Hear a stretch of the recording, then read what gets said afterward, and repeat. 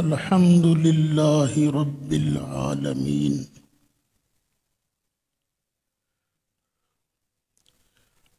والعاقبة للمتقين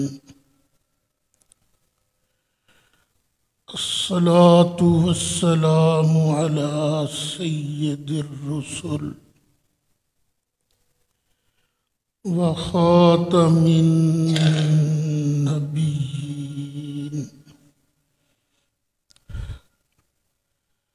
وعلى آله وأصحابه أجمعين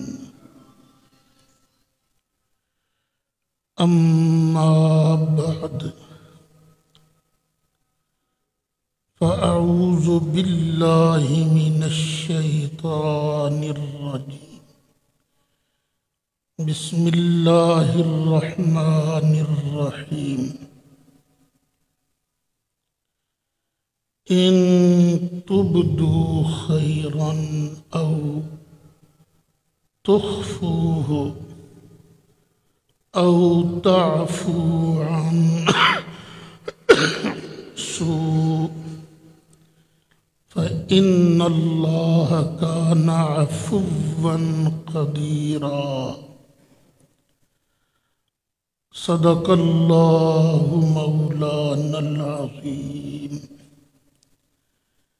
وبلغنا رسوله النبي الأمين الكريم ونحن على ذلك لمن الشاهدين والشاكرين والحمد لله رب العالمين۔ بڑی محبت سے درود شریف پڑھی، اللہم صلی علی سیدنا و مولانا محمد وعلى آل سيدنا ومولانا محمد وبارك وسلم وصل عليه صلاة وسلاما عليك يا رسول الله وعلى آلك وأصحابك يا شفيع المذنبين۔ الصلاة والسلام عليك يا إمام الأنبياء والمرسلين وعلى آلك وأصحابك يا جد الحسن والحسين بلغ العلا بكماله كشف الدجى بجماله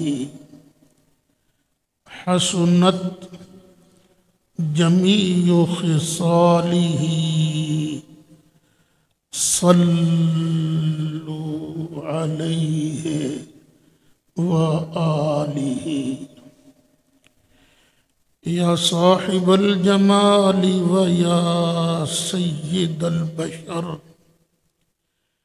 من وجهك المنير لقد نور القمر لا يمكن الثناء كما كان حقه بعد از خدا بزرگ توئی قصہ مختصر۔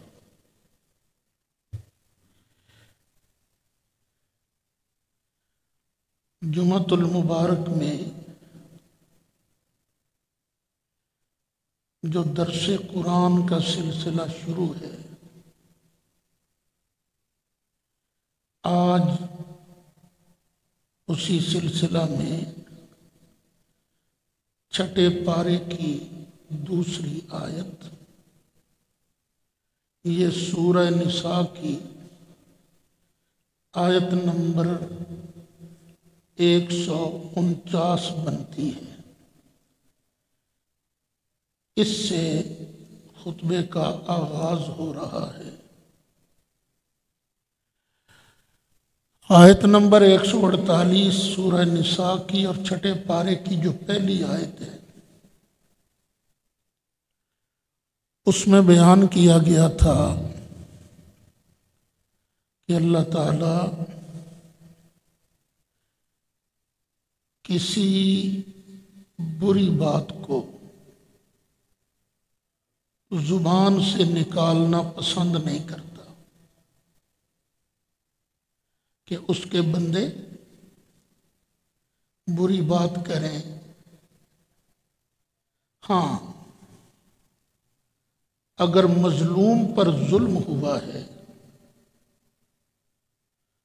تو وہ اس کے لیے اپنی آواز بلند کر سکتا ہے۔ یہ تھا خلاصہ پہلی آیت کا۔ پھر آگے اللہ تعالی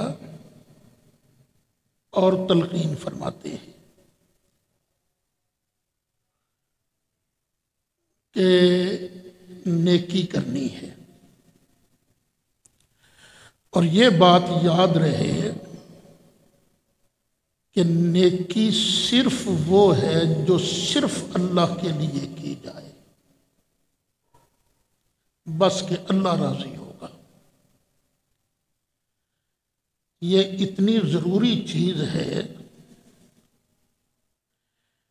کہ نیت کو خالص رکھنا، کہ ایک آدمی نبی کریم علیہ السلام کی بارگاہ میں آیا اور آ کے عرض کیا، آقا میں جہاد پر جانا چاہتا ہوں، تو جانے میں میری دو نیتیں ہیں، ایک یہ کہ اللہ راضی ہوگا، اور دوسرا یہ کہ میری مشہوری ہوگی۔ تو فرمایا نہیں،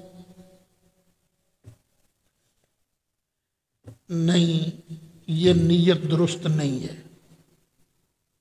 اس طرح تمہیں جہاد کا کوئی ثواب نہیں ملے گا۔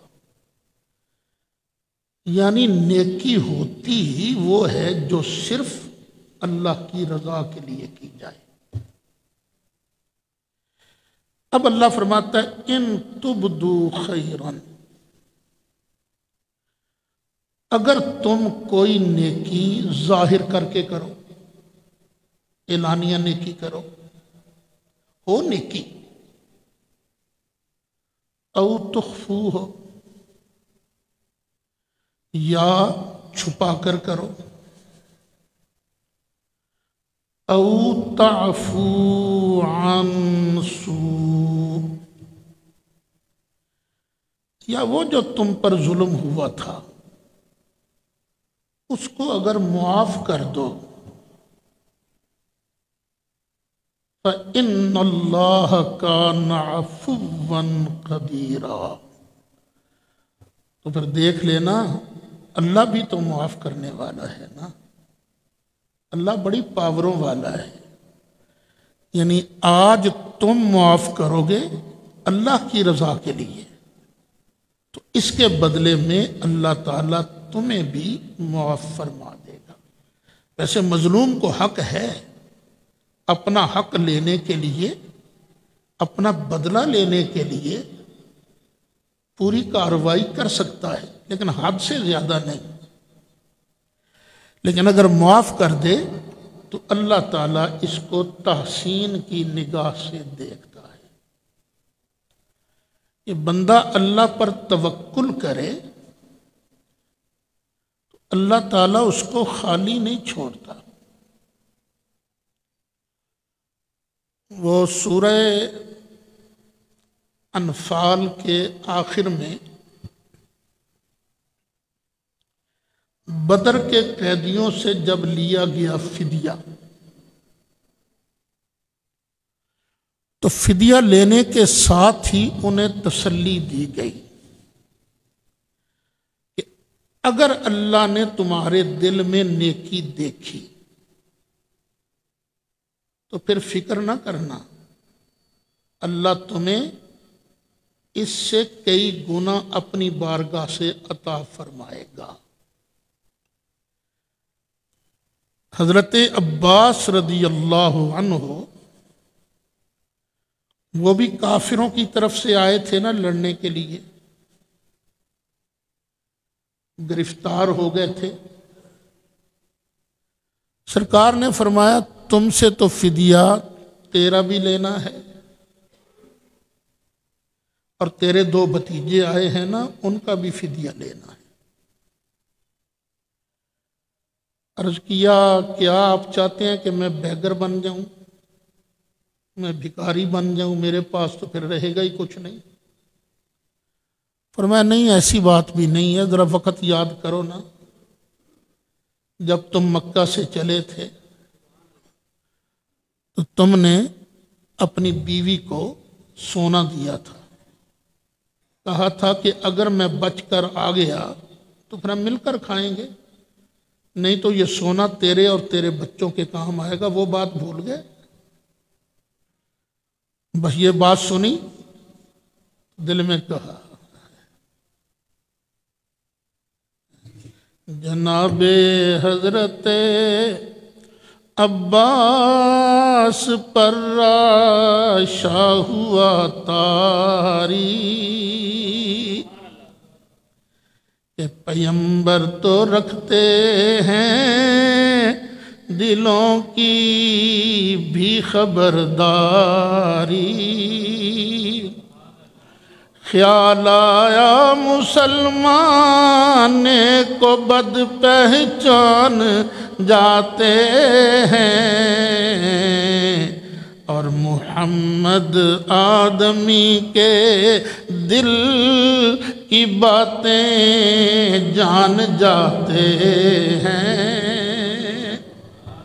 اچھا، اب اللہ کا یہ جو وعدہ تھا نا کہ اگر اللہ نے تمہارے دل کے اندر نیکی دیکھی تو تمہیں اس سے بڑا اجر دنیا میں بھی ملے گا اور آخرت میں ملے گا۔ حضرت عباس فرماتی ہیں اس آیت کا مصداق تو میں بن گیا سچی مچی، دیکھو وہاں فدیہ دیا تھا نا، تو اب میرے 20 غلام میری برانچوں کے مینیجر کی حیثیت سے کام کر رہے، 20 غلام، اور ہر ایک کی تولیت میں کتنا مال ہے؟ 20 ہزار درہم کا، دینار کا، اتنا مال ہے اللہ نے مجھے دیا ہے۔ تو بندہ اللہ پر توکل کرے، محنت میں کمی نہ کرے۔ توکل کا یہ مطلب نہیں کہ بندہ بہ جائے مینوں اللہ ہی دے گا اللہ، لیکن تجھے بھی کچھ ہاتھ بڑھانا پڑے گا۔ آگے اللہ تعالیٰ نے پھر اپنے رسولوں کی عظمت بیان کی ہے۔ یہودی جو ہیں یہ نہ جناب عیسیٰ کو مانتے ہیں نہ جناب رسول اللہ صلی اللہ علیہ وسلم کو مانتے ہیں، دونوں کا انکار کرتے ہیں۔ عیسائی جناب موسیٰ علیہ السلام کو تو مانتے ہیں، نبی کریم علیہ السلام کا انکار کرتے ہیں، اور دونوں یہ سمجھتے ہیں کہ ہم تو جنت میں جائیں گے۔ اللہ فرماتا نہیں، ان الذین یکفرون باللہ ورسلہ، جو لوگ اللہ کو نہیں مانتے یعنی مشرک، اور اللہ کے رسولوں کو نہیں مانتے، وَيُرِيدُونَ أَن يُفَرِّقُوا بَيْنَ اللَّهِ وَرُسُلِهِ، اور چاہتے ہیں کہ اللہ اور اس کے رسولوں کے درمیان تفریق پیدا کر دے۔ اور جی بس اللہ ہی اللہ ہے، رسول کچھ نہیں ہے۔ جو اللہ اور رسولوں کے درمیان تفریق پیدا کرتے ہیں وَيَقُولُونَ نُؤْمِنُ بِبَعْضٍ وَنَكْفُرُ بِبَعْضٍ، اور کہتے ہیں ہم تو بس کچھ کو مانیں گے کچھ کو نہیں مانیں گے۔ وَيُرِيدُونَ أَن يَتَّخِذُوا بَيْنَ ذَلِكَ سَبِيلًا، یہ ایک درمیانی رستہ نکالنا چاہتے ہیں۔ کچھ لوگ وہ ہیں جو کسی کو نہیں مانتے، کچھ لوگ وہ ہیں جو سب کو مانتے ہیں جس طرح ہم مسلمان، اور کچھ لوگ وہ ہیں جو کہتے ہیں کسی کو مانیں گے کسی کو نہیں مانیں گے۔ میرا مالک ارشاد فرماتا ہے ان کو مسلمان نہ سمجھنا، اولئک ہم الکافرون حقا، یہ پکے ٹھکے کافر ہیں۔ وَأَعْتَدْنَا لِلْكَافِرِينَ عَذَابًا مُهِينًا، اور اللہ نے کافروں کے لیے ذلیل کر دینے والا عذاب تیار کیا ہے۔ یعنی جو بھی اللہ کو اور سب رسولوں کو مانے گا وہی جنت میں جائے گا، اور جو کسی ایک کا بھی انکار کرے گا وہ پکا کافر ہے، وہ جنت نہیں جا سکتا۔ شاید 98 کی بات ہے یا 99 کی، مجھے انگلینڈ میں کچھ ساتھیوں نے بلایا رمضان شریف کے لیے، اس لیے کہ وہاں ایک خطرناک سچویشن پیدا ہو گئی تھی۔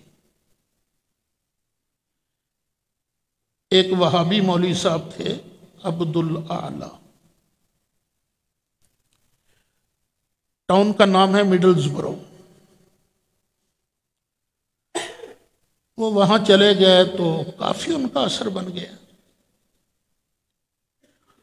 اتنا اثر بن گیا کہ ان کی جو مسجد ہے 3 منزلہ، عید کی نماز انہوں نے 3 مرتبہ پڑھی، اتنی گیدرنگ۔ اب وہاں کے سنیوں کو فکر آئی کہ یہ کیا بن رہا ہے، نوجوان تو سارے وابی ہو رہے ہیں، کوئی ایسا آدمی ڈھونڈو جو آ کے ان کا طلسم توڑ سکے۔ سوچ کے مشورہ ہوا تو میرے نام کو انہوں نے انتخاب کیا، میں چلا گیا،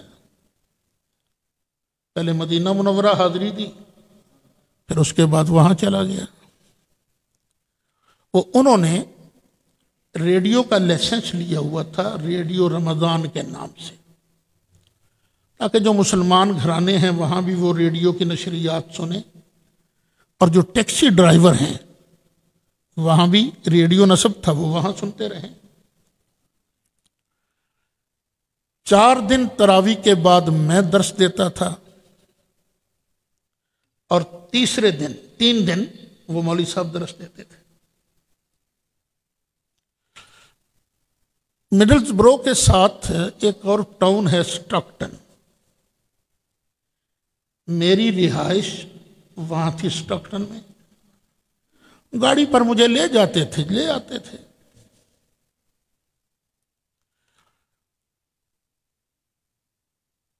اب وہاں جب درس شروع ہوا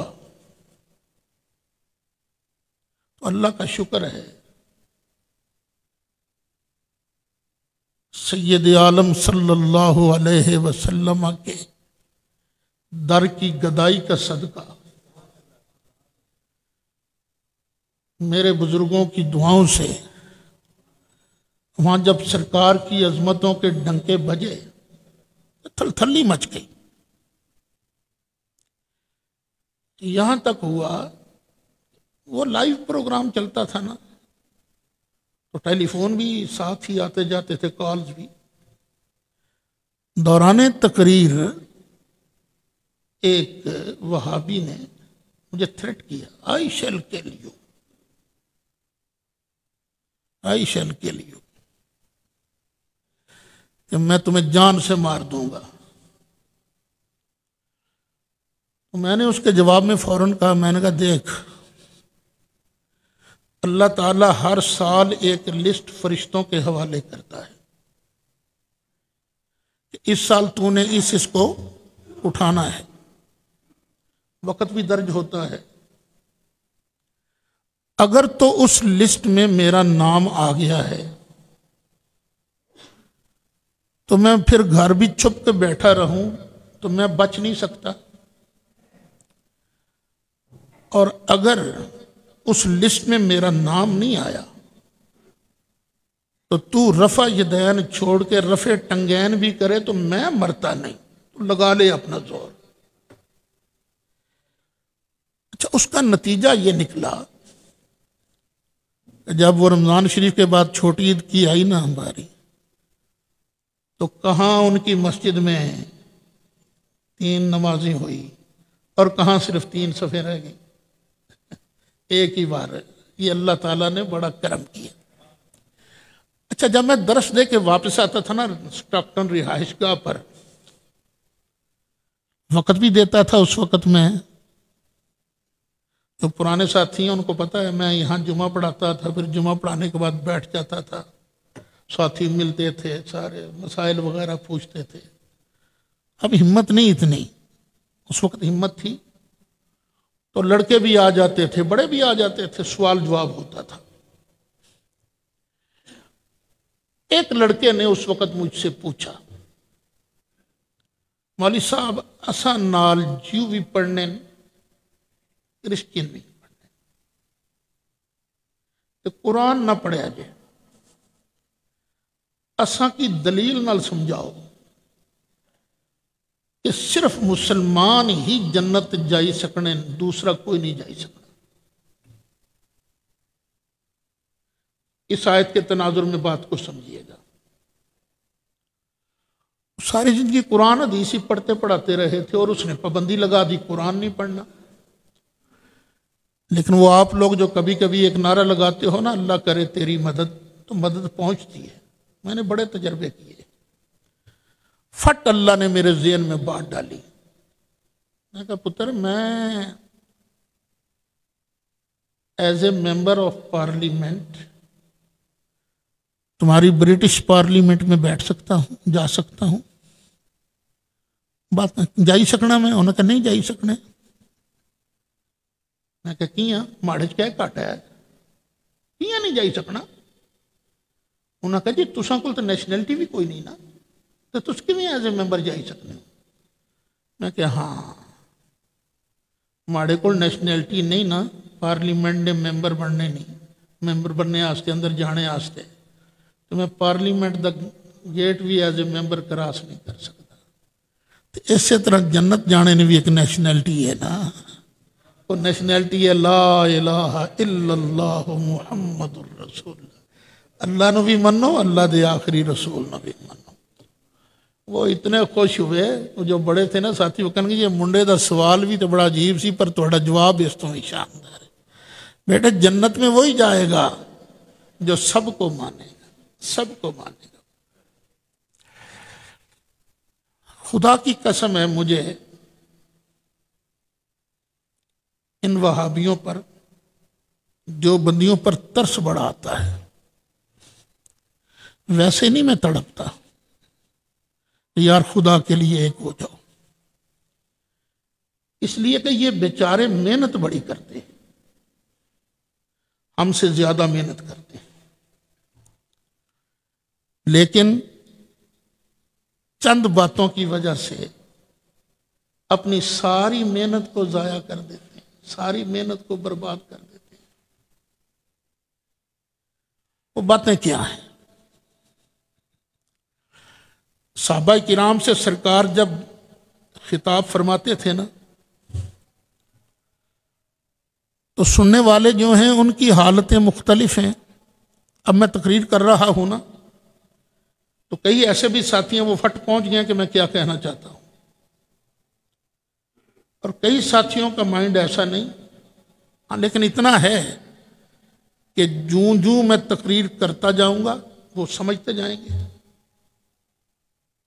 جب تقریر ختم ہوگی وہ ساری بات سمجھ لیں گے۔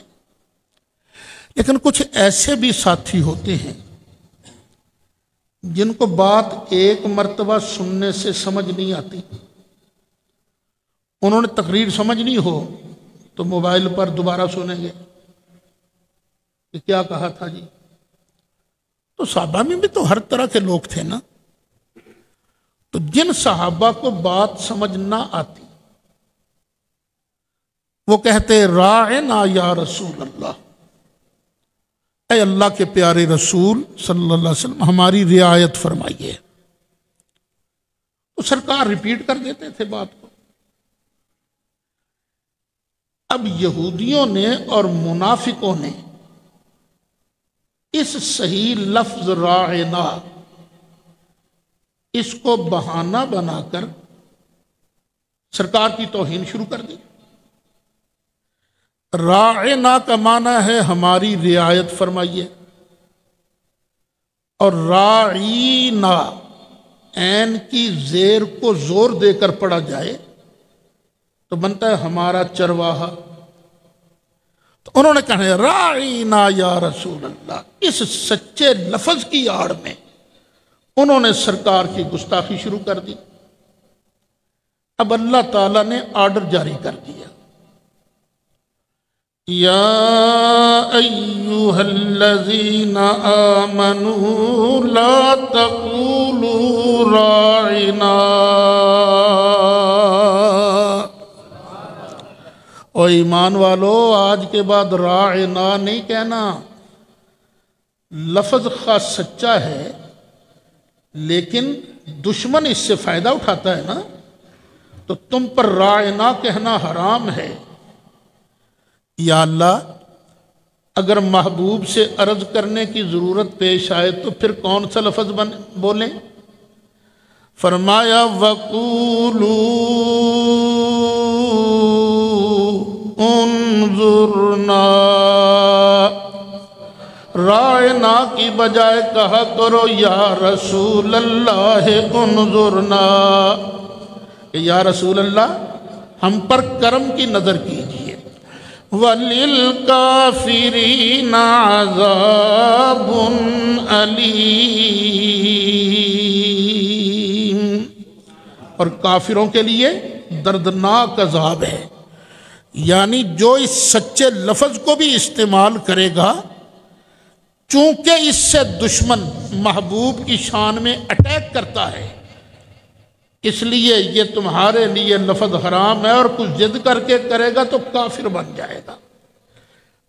اب دیکھیے یہ صحابہ کو کہا جا رہا ہے کہ تم نے راعنا نہیں کہنا۔ وہ صحابہ کہاں ہماری محنتیں اور کہاں ان کی محنتیں۔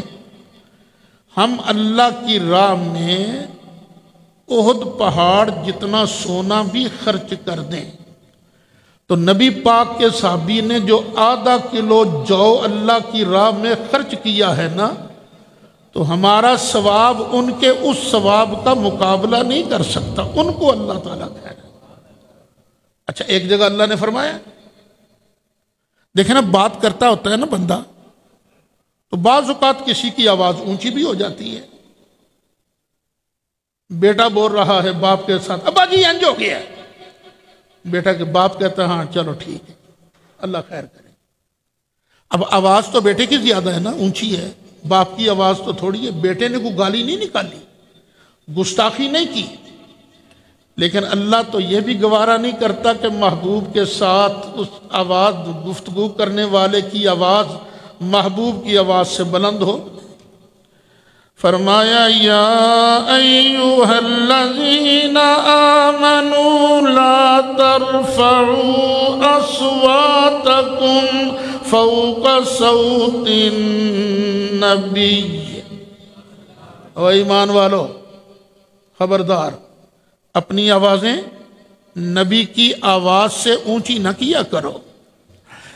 وَلَا تَجْهَرُوا لَهُ بِالْقَوْلِ كَجَهْرِ بَعْضِكُمْ لِبَعْضٍ، اور جس طرح تم ایک دوسرے کو چیخیں مار کے بلاتے ہو، اے پھتے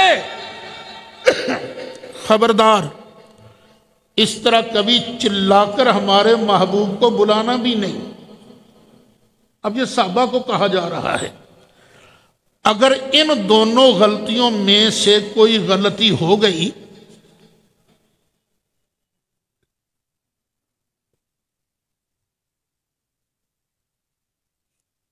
تو ہوگا کیا؟ ان تحبط اعمالکم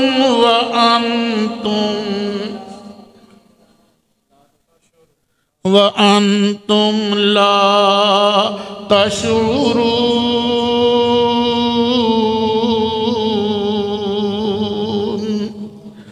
اگر تم سے یہ غلطی ہو گئی، دونوں میں سے کوئی ایک بھی غلطی ہو گئی، اللہ تعالیٰ تمہارے سارے اعمال کو غارت فرما دے گا۔ ایک ہوتا ہے عفو، عفو کا معنی ہوتا ہے گناہ مٹانا، اور ایک ہوتا ہے حبط، نیکیاں مٹا دینا۔ آئے آئے ان تحبط اعمالکم وانتم لا تشعرون، تمہیں پتہ بھی نہیں چلے گا تمہارے عملوں کی کھیتی کب کٹ گئی، خراب ہو گئی، تباہ و برباد ہو گئی۔ یہ صحابہ کو کہا جا رہا ہے اب ہمیں کیا سبق ملا؟ اور نیکیاں اپنیاں کر کر کے ذرا سی بے ادبی کر کے نیکیاں ضائع نہ کر لینا۔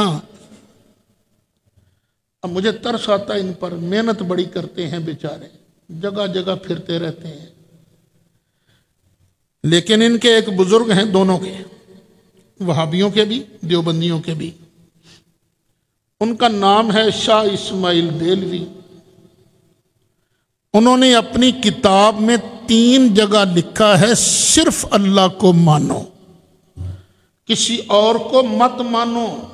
یہ 3 جگہ لکھا ہے انہوں نے، صرف اللہ کو مانو، کسی اور کو نہ مانو۔ ان کی بات سامنے رکھو اور قرآن کی یہ آیت پڑھ لو، کیا ہم نے صرف اللہ کو ماننا ہے یا سب کو ماننا ہے؟ سب کو ماننا ہے نا۔ ہاں ایک بات ہے معبود اللہ کو ماننا ہے، مصطفیٰ کو اس کا محبوب ماننا ہے۔ ہم بڑے پیار سے انہیں سمجھاتے ہیں، خدا کے بندو اپنی محنتیں ضائع نہ کرو، اور محبوب علیہ السلام کے بارے میں اس طرح کی باتیں کرو گے تو پھر ہوگا کیا؟ ان تحبط اعمالکم وانتم لا تشعرون۔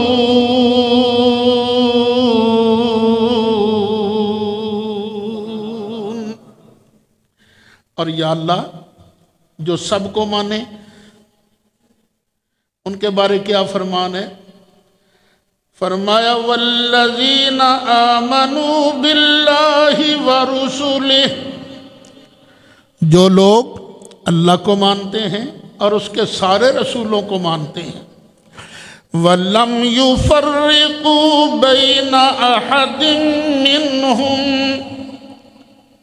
اور ان کے درمیان تفریق نہیں کرتے، یہ نہیں کہتے ہم اس کو مانیں گے اس کو نہیں مانیں گے، درجات میں تفاوت ہے۔ تِلْكَ الرُّسُلُ فَضَّلْنَا بَعْضَهُمْ عَلَى بَعْضٍ، درجات میں فرق ہے لیکن ماننے میں فرق نہیں۔ رسول نفس نبوت میں سب برابر ہیں، نفس نبوت میں کوئی چھوٹا بڑا نہیں، لیکن درجات میں سب سے اولا مارا نبی، سب سے ہمارا نبی، سارے اونچوں میں اونچا سمجھئے جسے، سارے اونچوں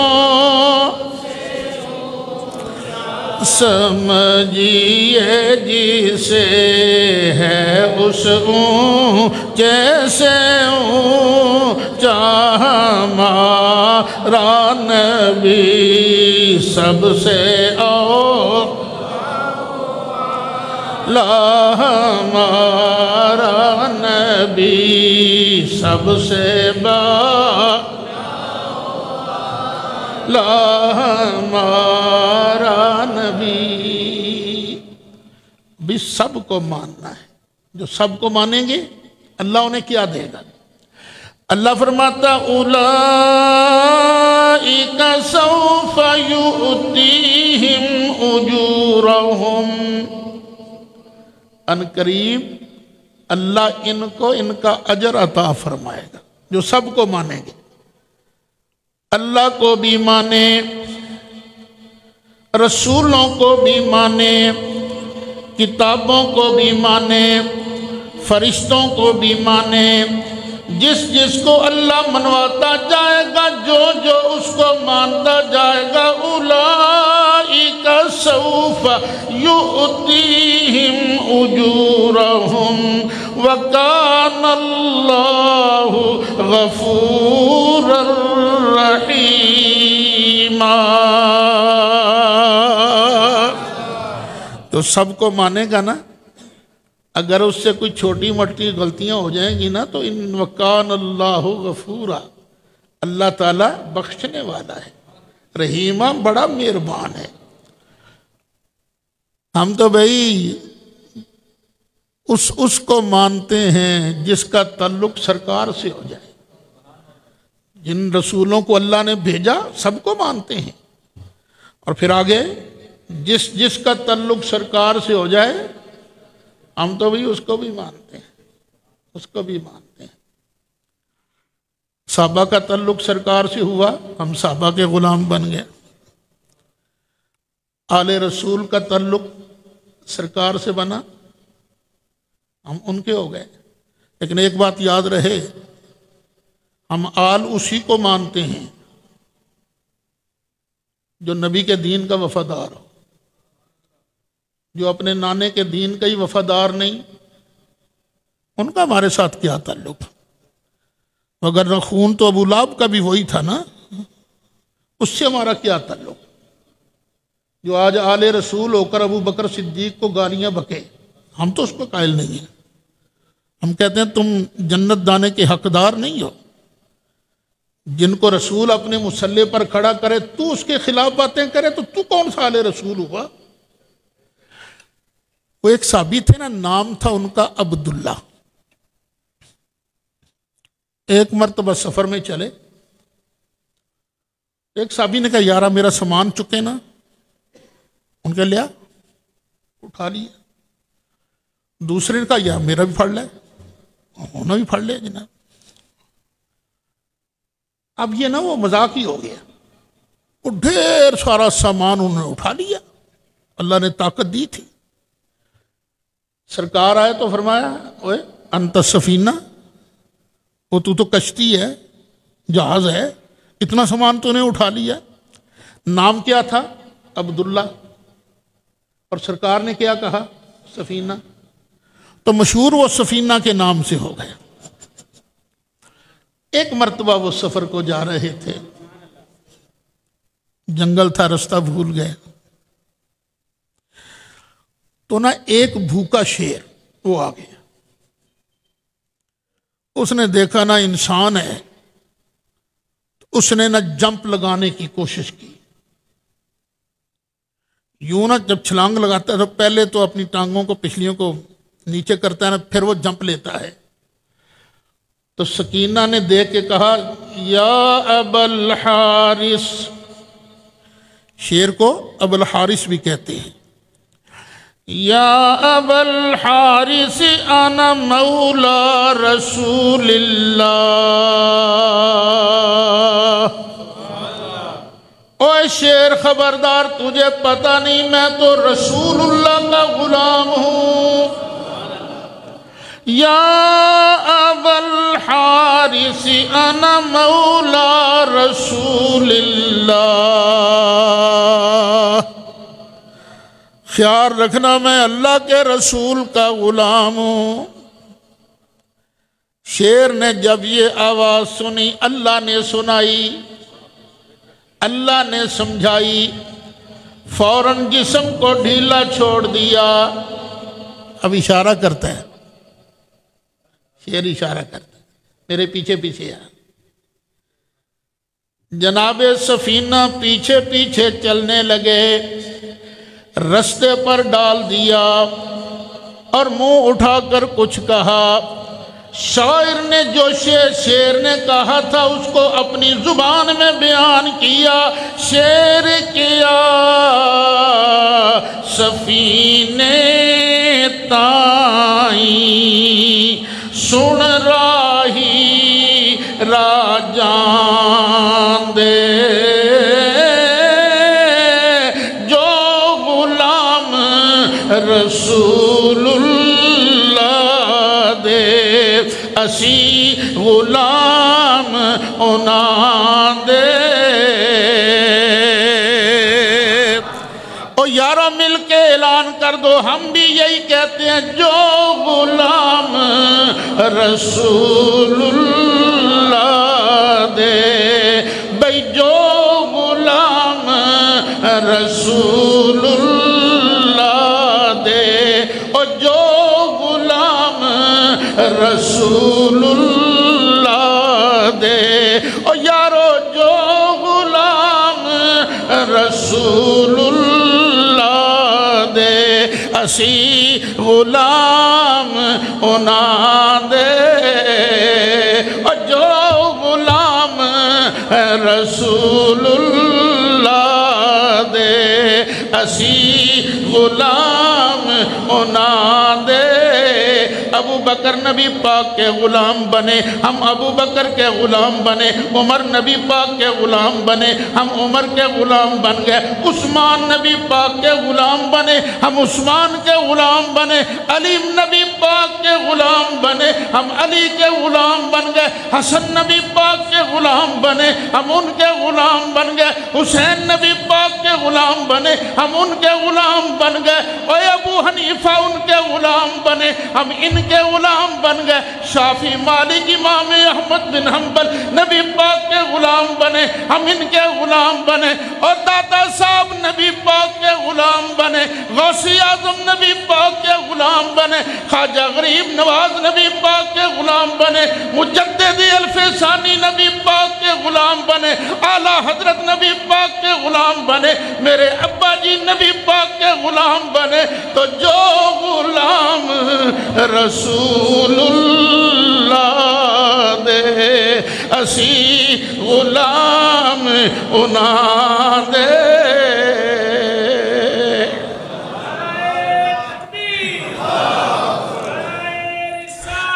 یا رسول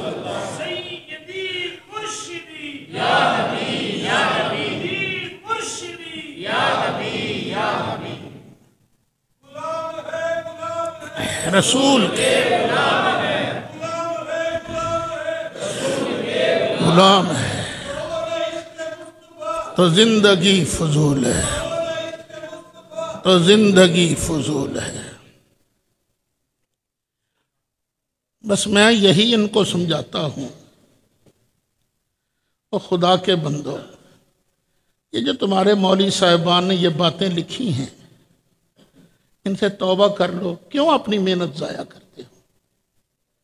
اس لیے بھی جاتا ہوں ان کے پاس، جب ملنے آتے ہیں پھر سمجھاتا ہوں، یہی سمجھاتا ہوں کہ اپنی محنت ضائع نہ کرو۔ یہ امت جو بکھری پڑی ہے تمہارے ان 4 مولویوں کی وجہ سے بکھری پڑی ہے۔